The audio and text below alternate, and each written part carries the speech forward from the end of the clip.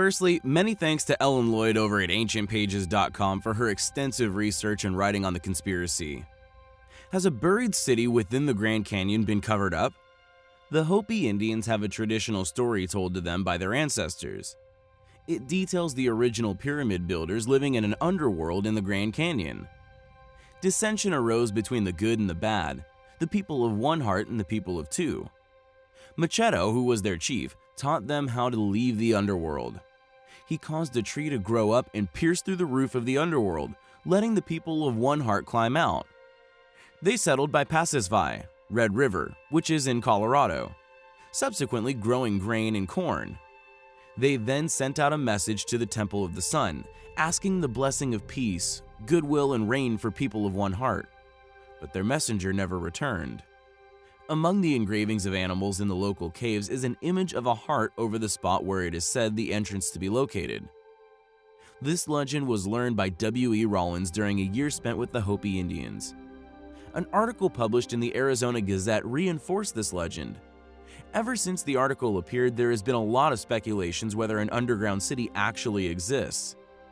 David Hatcher Childress, who examined the story, said, "Perhaps the most amazing suppression of all is the excavation of an Egyptian tomb by the Smithsonian itself in Arizona."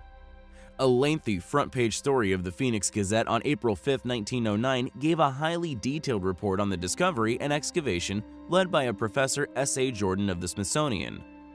The World Explorers Club decided to check on this story by calling the Smithsonian in Washington, D.C. Speaking to a Smithsonian staff archaeologist, they told her that they were investigating a story from a 1909 Phoenix newspaper article about the Smithsonian Institution's excavation of rock-cut vaults in the Grand Canyon where Egyptian artifacts had been discovered, and whether the Smithsonian Institute could give me any more information on the subject. Her reply was as follows: "The first thing I can tell you, before we go any further, is that no Egyptian artifacts of any kind have ever been found in North or South America. Therefore, I can tell you that the Smithsonian Institute has never been involved in such excavations."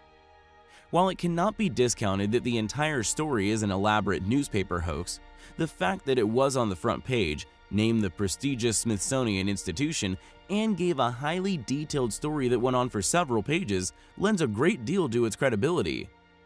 It is hard to believe such a story could have come out of thin air.